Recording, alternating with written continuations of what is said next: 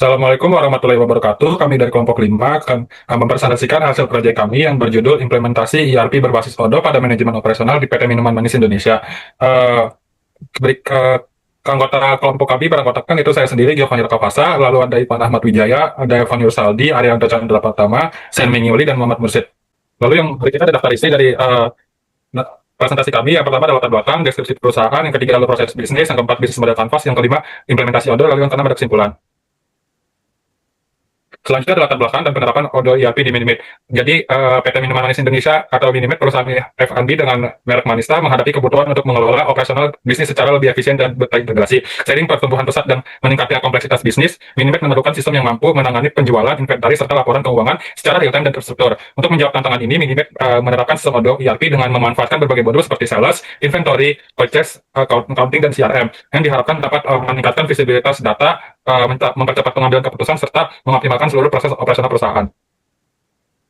Berikutnya ada deskripsi perusahaan PT Minuman Manis Indonesia. Jadi PT Minuman Manis Indonesia atau Minimate yang dikenal dengan merek Manista adalah UMKM di sektor kuliner yang menyajikan beragam minuman manis kekinian seperti milk tea, fruit tea, coffee series, mocktail sehat, dan fruit series. Dengan targetnya yaitu generasi milenial dan generasi Gen Z, Manista juga mengandalkan lokasi outlet yang strategis dan kemudahan pemesanan melalui aplikasi mobile. Komitmen terhadap kualitas diwujudkan melalui penggunaan bahan baku lokal berkualitas tinggi dan inovasi rasa yang terus berkembang. Untuk mendukung operasional, Minimate juga mengimplementasikan sistem Odoo ERP yang mengolah stok, transaksi, dan laporan keuangan secara terintegrasi. Selain itu, perusahaan juga berkomitmen terhadap keberlanjutan dan tanggung jawab lingkungan dalam setiap aspek bisnisnya. Baik, untuk selanjutnya yaitu proses bisnisnya. Mana yang pertama yaitu pemesanan produk. Mana konsumen memesan melalui gerai fisik, termasuk staff outlet, ataupun melalui website resmi Manisa yang terintegrasi ERP Odoo. Yang selanjutnya itu proses pemesanan, di mana jika di gerai dicatat oleh advisor atau kasir via pos. Jika di website dengan memilih produk dan checkout, kemudian masuk otomatis ke sales order Odoo. Yang selanjutnya itu pengeluaran inventaris, mana setiap transaksi memperbarui stok secara otomatis via bundle inventory. Yang data tracking memastikan ketersediaan bahan baku. Selanjutnya itu pembuatan dan penyajian minuman, di mana barista menyiapkan minuman sesuai SOP, dan produk disajikan langsung atau disiapkan untuk pengiriman. Yang selanjutnya itu pengiriman pesanan, di mana produk dikirimkan setelah delivery order selesai. Yang selanjutnya yaitu pelaporan keuangan, mana transaksi tunai divalidasi di model accounting.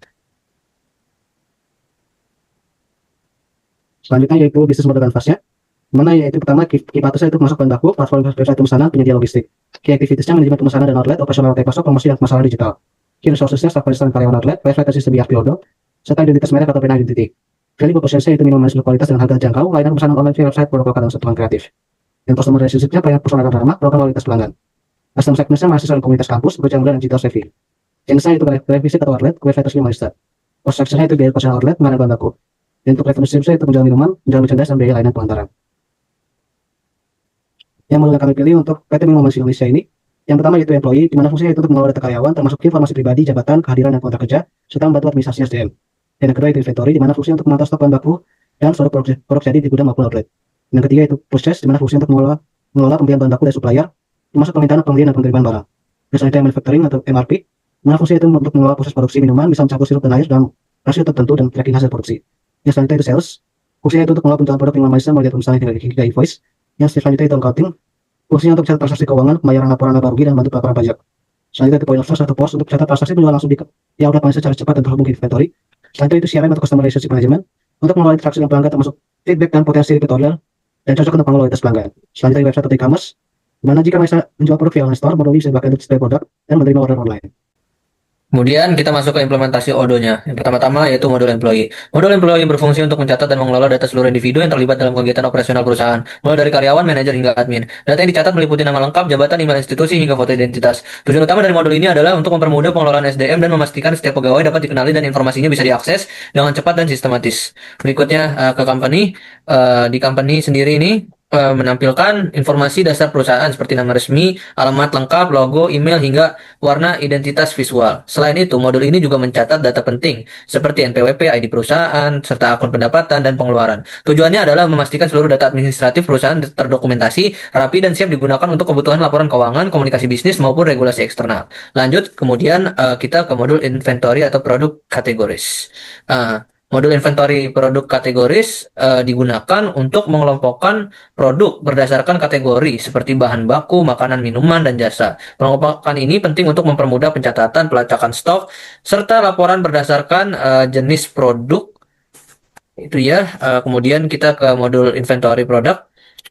Modul inventory produk menampilkan daftar lengkap semua produk yang dijual, perusahaan termasuk nama, harga, gambar, dan jumlah stok yang tersedia. Produk dikelompokkan berdasarkan kategori dan dapat difilter sesuai kebutuhan. Fitur ini memudahkan pengguna memantau stok secara real time, mengelola harga, serta menyesuaikan strategi penjualan dengan cepat dan efisien. Yang terakhir kita ke modul inventory atau yang raw materialnya. Modul ini menampilkan daftar bahan baku produksi, termasuk nama, harga per unit, dan jumlah stok yang tersedia. Setiap bahan diberi label kategori dan ditandai sebagai item yang bisa dibeli. Fungsinya untuk memastikan ketersediaan bahan baku tetap aman, menghindari kehabisan stok, dan mendukung kelancaran proses produksi. Sistem ini juga memudahkan tim pembelian melacak bahan yang perlu diisi ulang. Kemudian lanjut ke modul selanjutnya, yaitu modul purchase, yaitu modul yang digunakan untuk mengelola seluruh proses pembelian barang atau jasa dari vendor atau supplier secara efisien dan terintegrasi.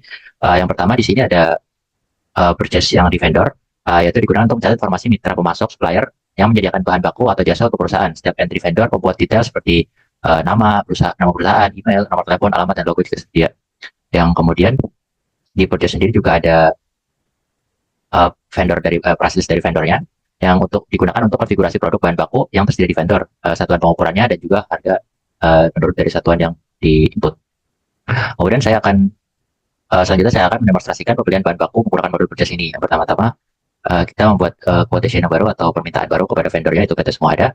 Untuk barangnya, produknya kita ambil katalog sebagai contoh, Terosella 3, teh hitam, Remaja 2, dan Essence, teh manis. Kita kembali ke quotation-nya. Di sini produk yang akan kita beli sudah terdaftar. Selanjutnya kita confirm order untuk pemesan ke suppliernya. Nah, setelah confirm order, kita melihat total jumlah dari yang harus kita bayar adalah 84.493. Kemudian kita harus membuat down payment atau uang muka kepada vendornya. Jadi bagian accounting di vendors, di bagian bills. Di sini kita membuat bills baru, yaitu PT Semua Ada. Untuk namanya kita copy dulu, ya. Untuk headline-nya di sini kita kasih keterangan down payment for kode pemesanannya. Yang kemudian untuk price-nya kita ambil setengah harga, bisa 40.000. Oke. Nah, di sini kita confirm untuk uang muka atau DP-nya. Lalu kita pay cash saja, get payment. Kalau sudah get payment, kita ke menu payment, kita validasi pembayaran untuk uang mukanya. Setelah sudah, kita kembali ke halaman pembelian kita tadi. Lalu kita masukkan ke bill matching. Kita terima dulu barangnya, receive dulu untuk barangnya. Nanti setelah kita terima dan validate, setelah kita cek dulu barang-barang produk yang sudah kita pesan tadi, available semuanya, setelah kita validate, maka produknya akan otomatis masuk ke warehouse atau gudang stok dari Manista ini sendiri. Kemudian kita lakukan bill matching untuk mengurangi harga totalnya dengan harga dari uang muka tadi yang sudah kita bayarkan. Pertama kita add to purchase order agar di bagian purchase ordernya ada down payment yang sudah kita bayar tadi. Kemudian kita kembali ke bill matching. Kita select semuanya dan kita match. Nah, di sini kita sudah lihat total yang 84.000 tadi sudah dikurangi 40.000 untuk DP, jadi sisanya adalah 44.493. Di sini kita bisa confirm. Kemudian kita bayar sisa harganya tadi setelah uang muka atau down payment-nya. Red payment, cash, in payment, kita lanjut ke bagian payment-nya lagi untuk memvalidasi pembayarannya agar prosesnya dari in process menjadi paid. Nah, sini kita sudah selesai melakukan demonstrasi purchasing ini untuk membeli produk ke supplier. Di sini sudah ada datanya, 84.000 total yang persen, P012 di purchase order juga sudah tertera fully billed atau sudah terbayar semuanya. Dan yang selanjutnya ada modul manufacturing. Modul manufacturing ini digunakan untuk mengelola proses produksi barang dari bahan baku menjadi produk secara sistematis dan terintegrasi. Di sini kami sudah membuat bills of materials-nya, yaitu yang mendefinisikan komposisi bahan dan proses produksi untuk setiap produk. Sebagai contoh, di sini ada brown sugar milk tea yang terdiri atas 5 bahan baku utama, yaitu teh hitam yang berjumlah 5 gram, gula aren 100 gram, susu 100 ml, es batu, dan cup plastik. Dan seterusnya untuk semua produk yang ada di PT Manista ini. Oke, berikutnya saya akan menjelaskan terkait modul sales. Jadi modul sales ini berfungsi untuk mengelola penjualan produk minuman Manista, mulai dari pemesanan hingga invoice. Langsung saja saya akan mempraktekkan langkah-langkahnya. Yang pertama, klik langsung ke modul sales, terus kita pilih klik new, lalu kita akan memilih customer dulu. Di sini saya akan memilih Aditya Ramadan. Setelah itu kita akan memilih produknya. Langsung saya pilih produk Chocobliss. Setelah itu saya akan confirm. Setelah di-confirm, kita klik ke manufacturing. Di sini sudah terlihat komponen-komponen Chocobliss untuk diproduksi. Lalu untuk diproduksi kita produce all. Setelah produce all, kita klik yang kode ini, yang S0053. Lalu kita lanjut ke delivery. Setelah delivery, kita langsung validate saja. Nah, balik lagi ke yang S0053 ini. Lalu untuk melakukan pembayarannya, kita create invoice. Lalu kita create invoice yang regular invoice ya. Lalu create draft. Setelah create draft, kita confirm lagi. Lalu di sini sudah terlihat invoice-nya. Lalu kita klik pay. Create pay. Kita ubah jurnal metodenya jadi cash. Lalu create payment. Oke, sudah berhasil. Lalu kita cek ke menu orders. Maka pemesanannya sudah terlihat full invoice. Jadi selanjutnya ada modul accounting. Di modul accounting ini mempermudah pencatatan dan pemantauan aktivitas keuangan perusahaan secara real time dan terintegrasi. Nah, dari dashboard ini kita bisa langsung melihat status penjualan pembelian, kas, dan integrasi dengan berbagai bank. Keunggulan modul ini adalah keterkaitan dengan modul lain seperti sales, purchase, dan inventory. Nah, misalnya saat terjadi penjualan, sistem akan otomatis menghasilkan invoice pelanggan di customer invoice ini, dan transaksinya akan tercatat di sini. Nah, jika pelanggan sudah membayar, transaksinya tercatat di customer payment di ini. Nah, sebaliknya saat menerima tagihan dari supplier, nah ini akan masuk ke vendor bills. Dan setelah dibayar, akan tercatat di vendor payment. Dengan begitu, seluruh arus masuk dan keluar kas perusahaan tercatat secara rapi dan lengkap. Nah, dalam segi hal pelaporan keuangan, di sini menyediakan berbagai laporan penting, tapi dua yang paling utama itu ada reporting balance sheet dan profit and loss. Yang pertama balance sheet dulu. Di sini terlihat kalau perusahaan sedang mengalami defisit ekuitas sebanyak ini. Lalu untuk profit and loss sendiri, nah di sini total pendapatannya sekian, namun beban pokoknya sekian, dan sehingga perusahaan mengalami kerugian bersih dan seginilah. Nah, melalui integrasi dengan modul lain seperti inventory yang mempengaruhi nilai beban pokok, serta sales dan purchase yang menghasilkan invoice dan bill secara otomatis, modul ini benar-benar menyederhanakan proses akuntansi secara end-to-end. Dan hasil akhirnya adalah transparansi keuangan yang lebih baik dan pengambilan keputusan yang lebih tepat. Baik, untuk selanjutnya saya akan menjelaskan mengenai modul point of sales.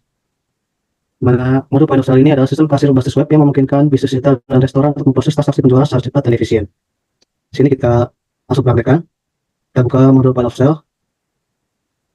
Kemudian yang pertama-tama itu kita mengkonfigurasi produknya dulu, dan produk ini sudah terhubung dengan modul produk. Jadi bisa kita lihat ada 16 produk yang ada di produk ini. Yang selanjutnya kita bisa lihat juga produk variannya.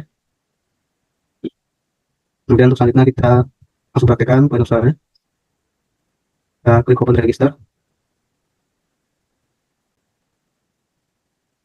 Kemudian selanjutnya kita akan memasukkan uang sewaktu pembukaan awal. Di sini kita masukkan 25.000, kemudian klik open register. Kemudian selanjutnya kita ambil meja dari si customer. Kemudian kita pilih customer terlebih dahulu. Di sini untuk customer yaitu Latifah. Kemudian kita pesan satu minuman yang ada di sini. Kita coba itu matcha cream latte. Di sini totalnya itu 22.200. Kita cek payment. Di sini kita cek cash. Dan untuk cashnya itu 25.000. Kembali 22.200, kita klik validate. Klik order. Di sini payment sudah successful. Kemudian kita bisa langsung close register untuk pasien. Di sini kita cash count-nya, cash yang terakhirnya. Nah, cash terakhirnya itu 47.200. Kita close registernya. Kemudian kita kembali ke backend. Kemudian ke order untuk memberikan invoice-nya. Kita klik, kemudian kita klik invoice. Dan pesanan akan sudah ter-invoice. Oke, selanjutnya kita masuk ke dalam modul CRM. Di dalam modul CRM ini terdapat 4 menu, yaitu ada lead, ada qualified, proposition, dan won atau loss. Yang pertama kita mencoba yang lead dulu. Pada tahap awal ini, sistem CRM mencatat setiap prospek atau calon pelanggan yang menunjukkan minat terhadap produk. Dalam konteks bisnis minuman manis, lead dapat berasal dari berbagai sumber seperti pameran kuliner, media sosial, website, atau rekomendasi pelanggan lain. Sebagai contoh, calon mitra usaha seperti toko atau kafe yang tertarik menjual minuman manis akan dicatat di tahap menu ini. Informasi dasar seperti nama, kontak, dan sumber lead misalnya Instagram atau event kampus akan dimasukkan ke dalam sistem ini. Tahap ini bersifat penjaringan awal dan belum ada komunikasi mendalam. Tujuannya adalah mengumpulkan sebanyak mungkin data prospek yang nantinya bisa divalidasi lebih lanjut. Oke, selanjutnya setelah kita tambahkan datanya, bisa kita pindahkan ke dalam qualified. Jika menunjukkan ketertarikan, atau meminta daftar harga, maka prospek tersebut dianggap menjadi qualified dan dikonversi menjadi opportunity. Dalam bisnis minuman manis, contohnya adalah ketika pemilik kafe menyatakan tertarik mencoba produk dan meminta sampel untuk diuji di gerainya. Hal ini menandakan adanya potensi transaksi nyata. Di tahap ini, penjual mulai mengelompokkan prospek berdasarkan kemungkinan keberhasilan segmentasi pelanggan atau kebutuhan khusus. Data tambahan seperti jumlah permintaan, lokasi pengiriman, atau metode pembayaran juga mulai dicatat. Oke, selanjutnya jika dari qualified berlanjut ke proposition. Pada tahap proposition, prospek yang sudah menjadi opportunity mulai ditindaklanjuti lebih serius dengan pendekatan penjualan seperti pengiriman penawaran harga, diskon khusus, atau skema kerjasama. Oke, selanjutnya tahap final dari proposition adalah won atau loss. Di tahapan terakhir dalam alur CRM ini, penentuan status akhir dari setiap opportunity. Apakah berhasil menjadi pelanggan, yang artinya won, atau tidak, yang artinya loss. Sebaliknya, jika proses tidak merespons setelah penawaran, lalu kerjasama, atau milih vendor lain, maka status diubah menjadi loss. Alasannya juga bisa dicatat di model CRM ini. Oke, selanjutnya beralih ke dalam tampilan website-nya. Website ini berfungsi sebagai media promosi dari PT Minuman Manis Indonesia ini, yang dimana dalamnya terdapat anggota dari usaha ini, dan juga kita klik ke tab shop. Di sini kita bisa milih menu yang tersedia dari PT Manis tersebut. Contohnya saya buka, di sini ada Taro Delight yang harganya sekitar Rp18.000.